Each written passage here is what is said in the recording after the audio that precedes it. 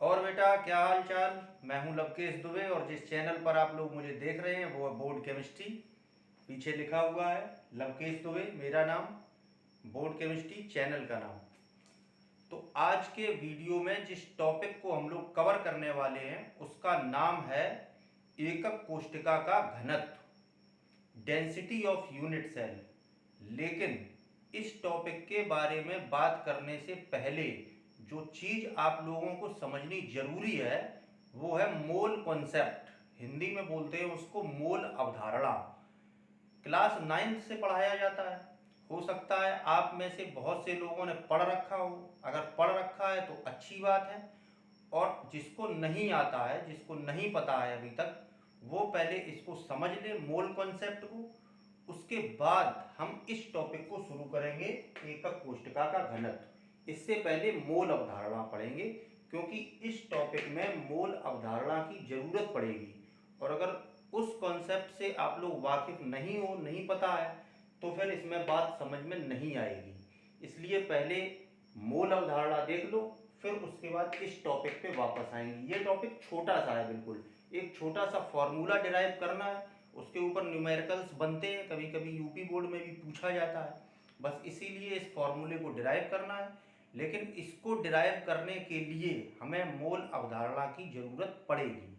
ठीक है भाई, तो पहले उसको देख लेते हैं फिर इस पे आते हैं। मोल कॉन्सेप्ट माने मोल अवधारणा क्या है, ये देखो इसको ऐसे समझो। आप लोगों ने दर्जन सुना होगा, दर्जन जानते होगे दर्जन क्या होता है। जैसे बाजार में कभी केले वेले खरीदने गए हो तो भाव करते हो, तो केले का भाव देखा होगा ज़्यादातर दर्जन में करते हैं। जैसे पूछो केले क्या भाव दिए तो कहेगा इतने रुपए दर्जन, 20 रुपए दर्जन या 30 रुपए दर्जन, सुना होगा। तो दर्जन से आप क्या समझ जाते हो। अगर जैसे दुकानदार कहता है कि 20 रुपए दर्जन केले हैं, तो क्या समझते हो कि ये 20 रुपए में हमको कितने केले देगा, 12। समझते हो ना, 12 केले देगा। यानी कि कहीं भी अगर दर्जन की बात करी जाए तो आप समझ जाते हो कि दर्जन का मतलब है 12। जैसे कहीं स्टेशनरी की दुकान पे जाओ, यही जो कॉपी किताबें बेचते हैं दुकानदार, इनकी दुकान पे जाओ और इनसे कहो कि 1 दर्जन पेंसिल दो, तो वो आपको कितनी पेंसिल निकाल के देगा, 12। ऐसे ही कहीं पे लोग खड़े हुए हैं और अगर कोई आपसे कहे कि 1 दर्जन लोग खड़े हुए हैं या 1 दर्जन आदमी खड़े हुए हैं, तो आप क्या समझोगे कि कितने आदमियों की बात कर रहा है, 12 आदमियों की। यानी कि दर्जन की जब बात आती है तो आप समझ जाते हो कि 12 की बात कर रहा है। अब चाहे वो केले हों, चाहे वो पेंसिल हो, और चाहे वो आदमी हो, चाहे वो भेड़ बकरियां भैंसें गायें कुछ भी हो, दर्जन का मतलब 12। ठीक है, 12 चीजें मान लो या 12 पीस मान लो, कोई भी चीज हो, वो अगर दर्जन कहे कि 1 दर्जन, तो आप समझ जाओगे कि ये 12 होता है।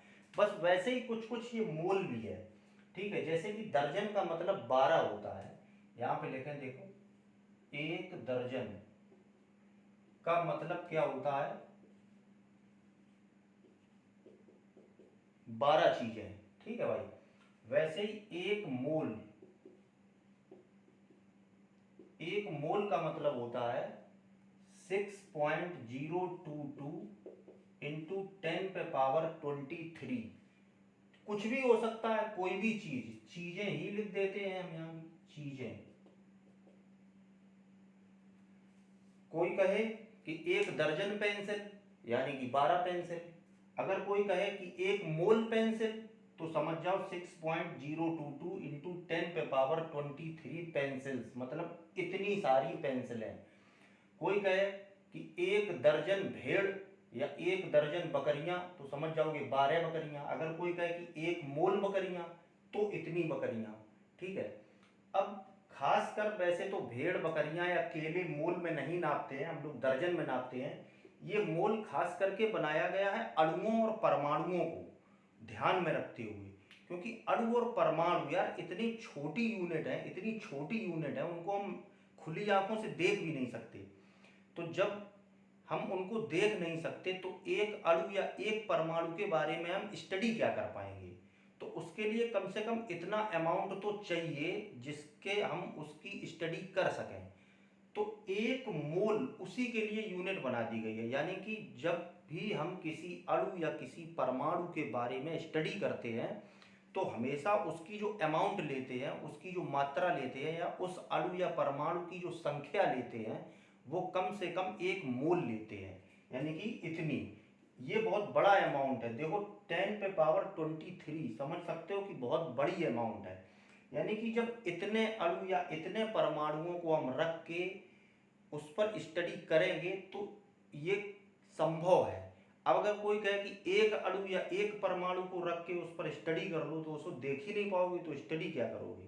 ठीक है, तो इसीलिए ये 1 मोल खासकर केमिस्ट्री के लिए ये मोल बना दिया गया। लेकिन कोई खास चीज नहीं है, बस ऐसे ही समझो कि 1 दर्जन का मतलब जैसे 12 होता है, वैसे ही 1 मोल का मतलब इतना होता है, 6.022 इंटू 10 पे पावर 23। ठीक है भाई। अच्छा, ये संख्या जो सबसे पहले जो जिसने बताया था कि 1 मोल इतने के बराबर होता है, वो एक साइंटिस्ट थे, आवोगाद्रो जिनका नाम था। ठीक है, आवोगाद्रो। तो इस संख्या को उन्हीं के नाम पे नाम दे दिया गया, इसको कह दिया गया आवोगाद्रो संख्या। ठीक है, इसका नाम आवोगाद्रो संख्या रख दिया गया क्योंकि उन्हीं ने ही ये सबसे पहले कॉन्सेप्ट दिया था। ठीक है, शॉर्ट में इसको ऐसे NA करके भी लिख देते हैं, NA मतलब कि नंबर ऑफ आवोगाद्रो। ठीक है, तो कुछ नहीं है, अगर कोई कहे कि Na या आवोगाद्रो संख्या, तो समझ जाओ इसका मतलब है 6.022 इंटू 10 टू द पावर 23, और ये होता है किसके बराबर, 1 मोल के बराबर। ठीक है भाई। अच्छा, अब इसका काम क्या है, तो काम देखो, इसकी जरूरत भी समझ लो, थोड़ी थोड़ी फील आ जाए, जैसे एक आध क्वेश्चन बता दें, या इसकी सबसे पहले तो ये जान लो कि इसकी जरूरत क्यों है, ये हम आपको बता क्यों रहे हैं। ठीक है, तो देखो बता हम इसलिए रहे हैं यार, जैसे कि तुमने देखा होगा ऐसे कहीं लिखा होता है 11Na23 ऐसे करके। ठीक है, ऐसे लिखा होता है 16S32 ऐसे करके लिखा लिखा होगा। ये वाला क्या होता है भाई, परमाणु क्रमांक बता रखा है पिछले वीडियो में। और ये क्या होता है, परमाणु भार। ठीक है, वैसे ये भी परमाणु क्रमांक और ये भी परमाणु भार। तो क्या है, परमाणु भार, ये है परमाणु भार, ये सोडियम का परमाणु भार है और ये सल्फर का परमाणु भार है। ये तो परमाणु क्रमांक है, इससे कोई लेना देना नहीं, ये परमाणु क्रमांक है।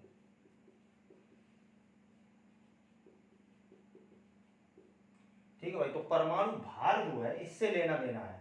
परमाणु भार जो हमको दिख रहा है ना यहाँ पे 23, तो इसका मतलब आप लोग क्या समझते हो, ये सल्फर का परमाणु भार आपको 32 दिख रहा है, इसका मतलब आप क्या समझते हो कि ये 23 जो है ये एक सोडियम परमाणु का भार है। नहीं, ये गलत समझते हो आप लोग।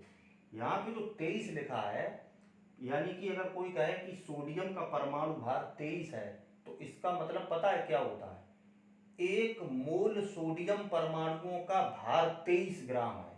जैसे कि इसका मतलब Na के ऊपर 23 लिखा है, तो इसका मतलब जो है, इसका मतलब यहाँ पे हम लिखते हैं, इसका मतलब क्या है मालूम, कि 1 मोल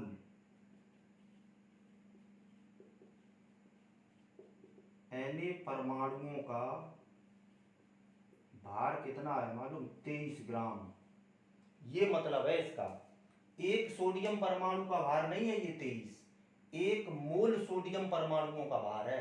यानी कि समझ सकते हो कि कितने परमाणुओं का भार है, 6.022 इंटू 10 पे पावर 23 परमाणुओं का भार है 23 ग्राम, एक परमाणु का नहीं है।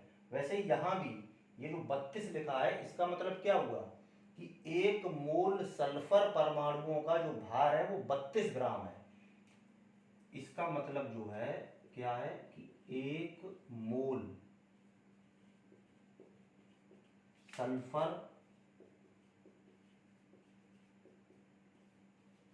परमाणुओं का भार कितना है, 32 ग्राम, ये माने हैं। ठीक है भाई।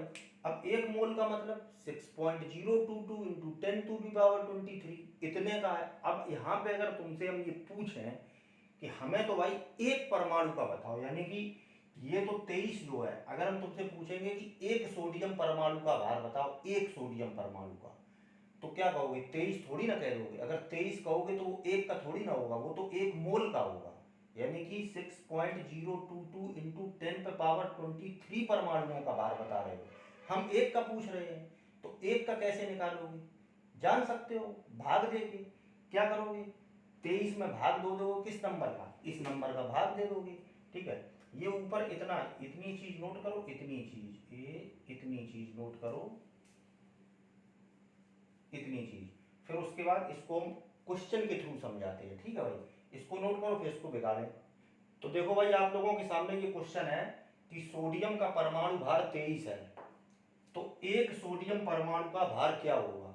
अब परमाणु भार 23 का मतलब हो गया, ये वो वाली नंबर बता रहा है जो ऊपर लिखी होती है। ठीक है, अब जो ऊपर नंबर लिखी होती है वो कितने की होती है? 1 मोल की होती है। तो अब कैसे करोगे इसको? तो देखो, इसको ऐसे करोगे, सोडियम का परमाणु भार 23, इसका मतलब समझ जाओ कि 1 मोल सोडियम परमाणुओं का भार 23 ग्राम है। तो यहां पे लिख लो 1 मोल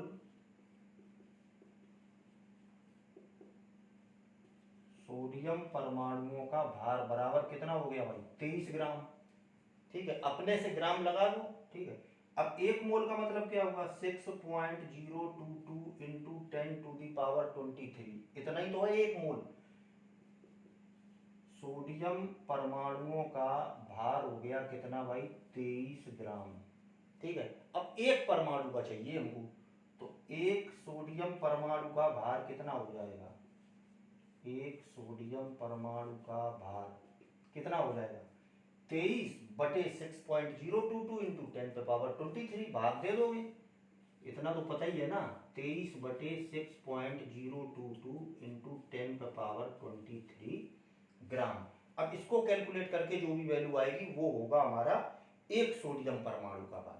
तो मेरे ख्याल से ये बात समझ में आ रही होगी। ऐसे ही सल्फर में भी अगर हम कहें कि सल्फर का परमाणु भार 32 है, तो एक सल्फर परमाणु का भार बताओ, तो क्या करोगे? 32/6.022 इंटू 10⁻23।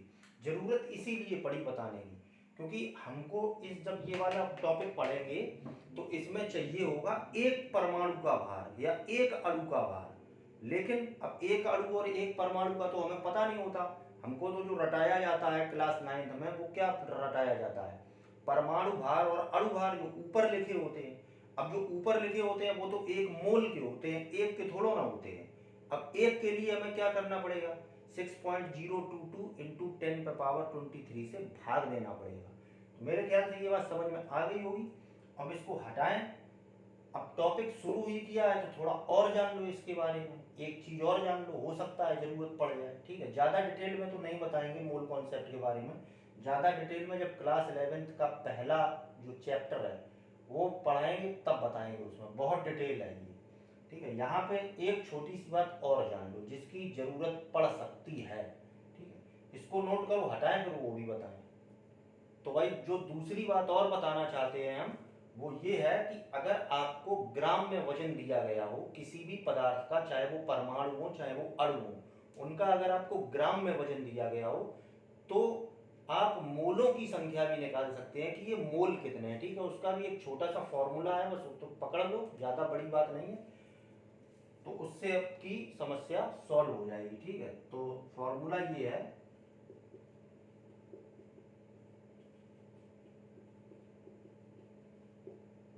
मोलों की संख्या बराबर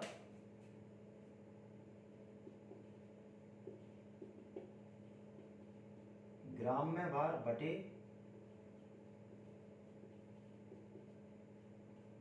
अणु भार या परमाणु भार।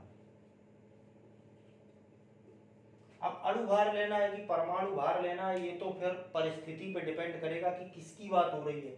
अगर अणुओं की बात हो रही होगी तो अणु भार ले लेंगे, अगर परमाणुओं की बात हो रही होगी तो परमाणु भार ले लेंगे, कोई दिक्कत नहीं, वो तो आ जाएगा। अभी एग्जाम्पल करेंगे उसके थ्रू समझ में आ जाएगा। ठीक है, ये फॉर्मूला और पकड़ लो भाई। ठीक है, इसकी भी जरूरत पड़ेगी।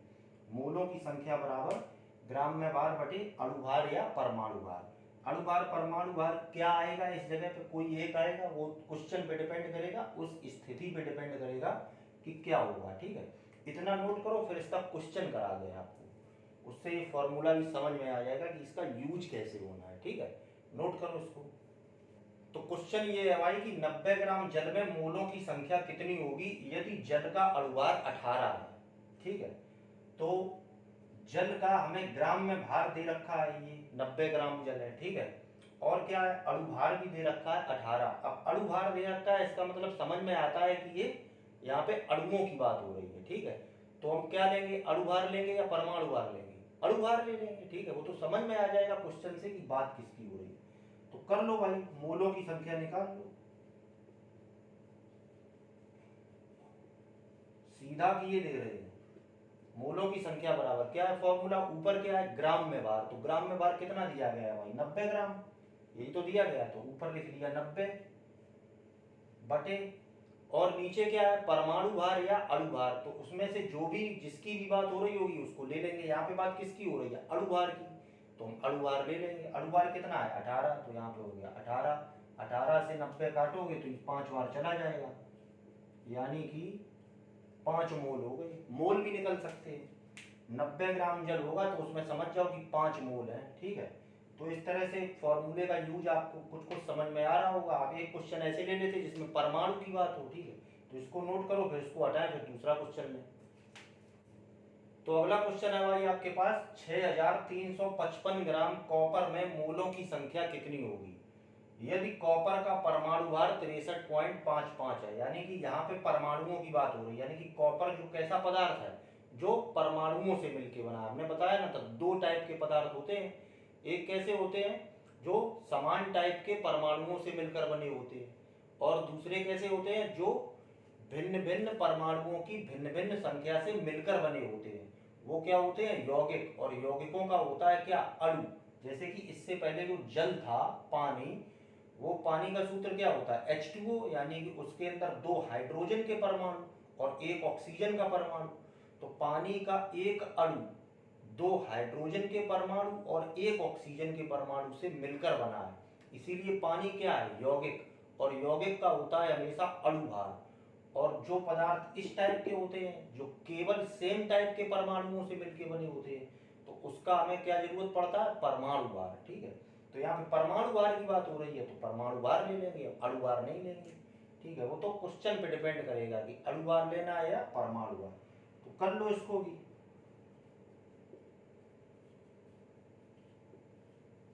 मोलों की संख्या बराबर ऊपर क्या, ग्राम में भार, तो ग्राम में भार ये है 6355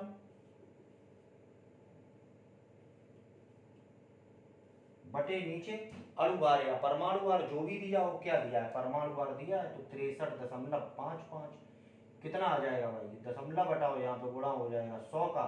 6355 से 6355 खत्म, यानी कि मोल आ गए कितने, 100, यानी कि 100 मोल है कॉपर की, ठीक है।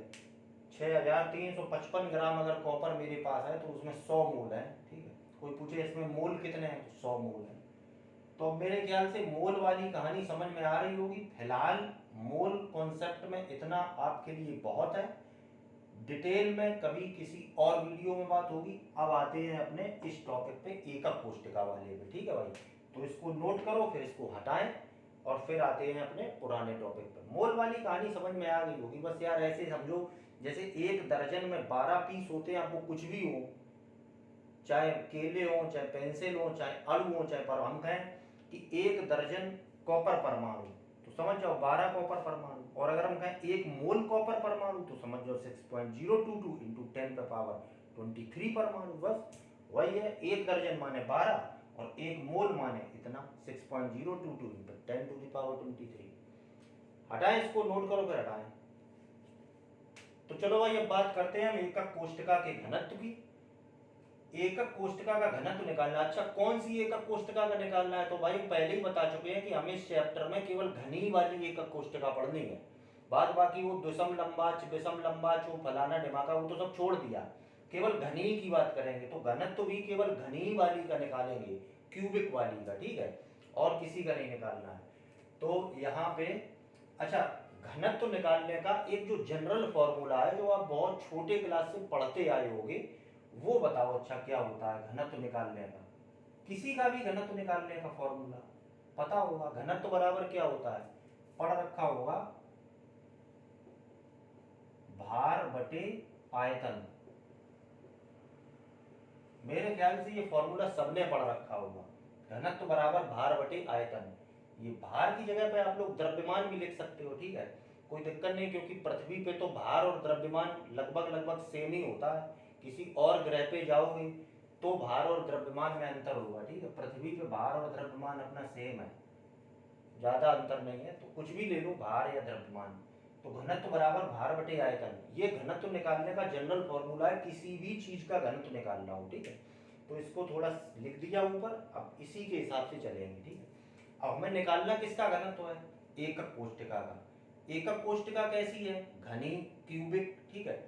यानी कि अगर घनी एकक कोष्टिका है तो घनी एकक कोष्टिका का आयतन कितना होगा, क्योंकि आयतन की जरूरत पड़ने वाली है यहाँ पे। तो आयतन पहले डिस्कस कर लेते कि आयतन कितना होगा।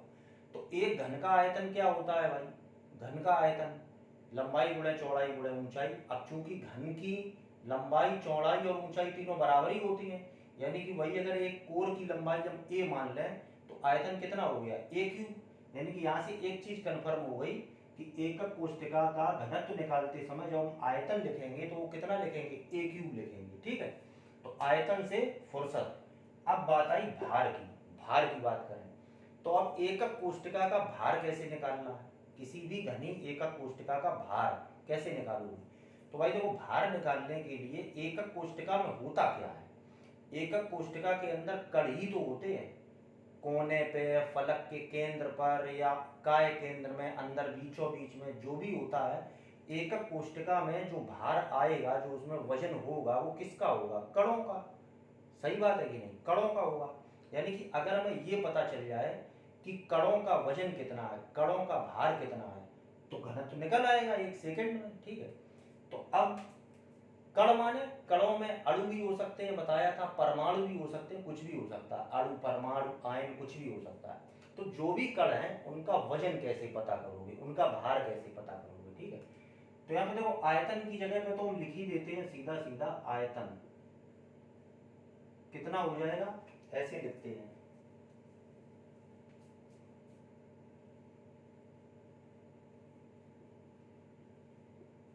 घनी एकक कोष्टिका का आयतन कितना हो जाएगा? a क्यूब, ठीक है। इसमें तो कोई दिक्कत है नहीं। अब आई बात भार की, तो यानी कि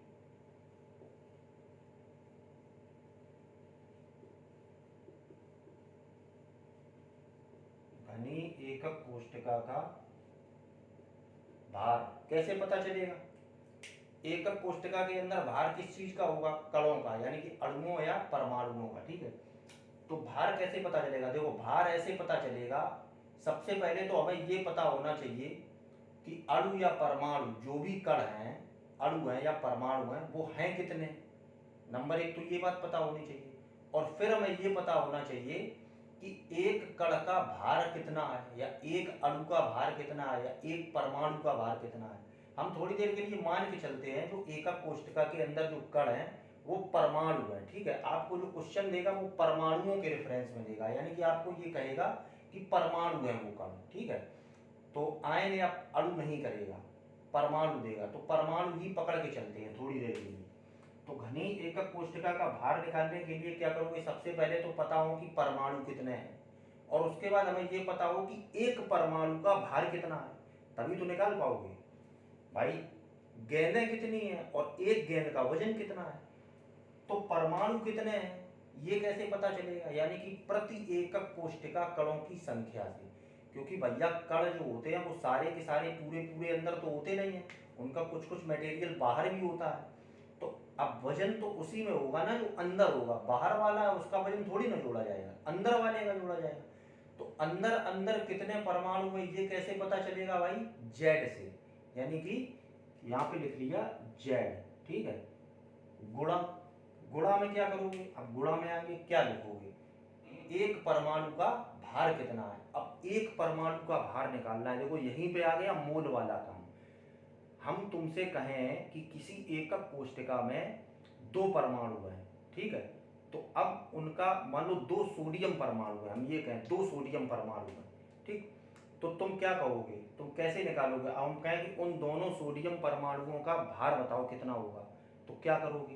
क्योंकि आपको जो मालूम है कि सोडियम का जो परमाणु भार 23 होता है, वो कितनों का होता है भाई, वो एक का तो होता नहीं है, वो कितने का होता है 6.022 इंटू 10⁻23 परमाणुओं का होता है। और हम तुमसे पूछ रहे हैं केवल 2 परमाणुओं का, तो कैसे काम चलेगा।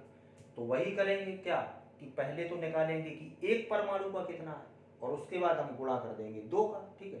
तो अब कितने परमाणु हैं, वो हो गए Z इंटू एक परमाणु का भार। तो एक परमाणु का भार कैसे निकालो, क्वेश्चन करवाया था, कैसे निकाला था, ऊपर लिखा था परमाणु भार और नीचे क्या लिखा था 6.022 इंटू 10⁻23। ऐसे ही तो किया था, ऊपर क्या लिखा था 23 बटे 6.022 इंटू 10⁻23, ऐसे ही तो किया था। 23 क्या था, परमाणु भार था कि नहीं था। तो एक परमाणु का भार ऐसे ही तो निकालोगे इस तरह से, यानी कि ऊपर परमाणु भार और नीचे ये वाला नंबर। तो यानी कि Z इंटू, अब एक परमाणु का भार कैसे निकलेगा,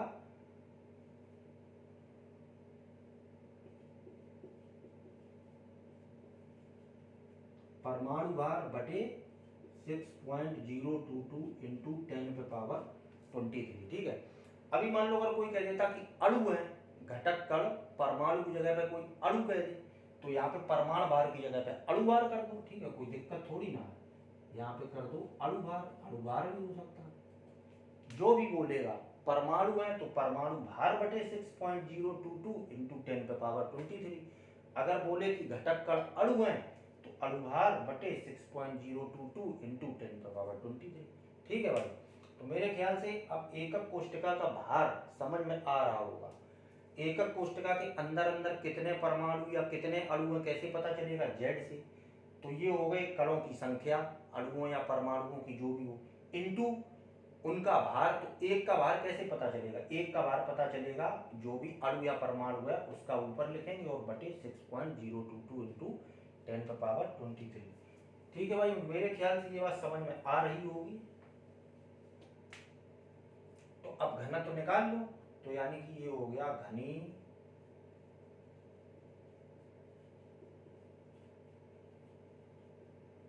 एकक कोष्ठका का घनत्व, इसको हम D से प्रदर्शित कर लें, ठीक है भाई, D से इज इक्वल टू क्या होगा, भार, भार कहाँ निकला है, भार ये निकला है पूरा, ये देखो ये भार है ये। तो भार ये हो गया, क्या हो गया अपना Z इंटू परमाणु भार या अणु भार जो भी है, परमाणु भार या अणु भार, इसको हम M से डिनोट कर लें, ठीक है। बुक में भी M से डिनोट कर देता है। तो इतना बड़ा लिखोगे परमाणु भार या अणु भार, M लिख लो। और M से मतलब समझ लेना, अगर अणुओं की बात करें तो अणु भार लिख देना है और परमाणुओं की बात करें तो परमाणु भार लिख देना है, ठीक है। तो यहाँ पे हम कोष्टक में लिख देते हैं M, ठीक है, बटे ये वाली संख्या 6.022 इंटू 10⁻23, 6.022 इंटू 10⁻23। इस संख्या को शॉर्ट में Na भी बोलते हैं, पीछे बताया था Na, ठीक है, इससे डिनोट करते हैं। इंटू अपना ये आयतन है, ये भी कितना है A क्यूब, ये भी आ जाएगा इसी के बगल में, तो यहाँ पे हो गया A क्यूब। तो ये बन गया आपका formula D equal to Z into M upon A cube into Na। अगर इसको इतना लंबा चौड़ा ये हिंदी भाषा ना लिख करके सीधा सीधा छोटा फॉर्मूला बनाए तो हो जाएगा D equal to Z into M upon A cube into Na। ये बन गया अपना घनत्व का फॉर्मूला, ठीक है भाई। D क्या है पता है, ऊपर लिखा है। Z क्या है पता है आपको। M क्या है, परमाणु भार या अणु भार, लिखा है ऊपर। A क्यूब आयतन है। Na क्या है, ये वाली संख्या, इसको बोलते हैं Na। तो ये आ गया आपका घनत्व का फॉर्मूला, ठीक है। अब वीडियो को यहीं पे ख़त्म करते हैं। इस वीडियो में बस इतना ही बताएंगे। अब मिलेंगे अगले वीडियो में। अब जाते जाते आपसे वही बात कि वीडियो अगर अच्छा लगा है तो वीडियो को लाइक करें, शेयर करें, सब्सक्राइब करें चैनल को। और आगे तो आप जानते ही हैं कि उंगली टच करने से मेरा भी भला हो जाएगा यार कुछ, ठीक है। तो अब मिलेंगे कल अगले वीडियो में। धन्यवाद।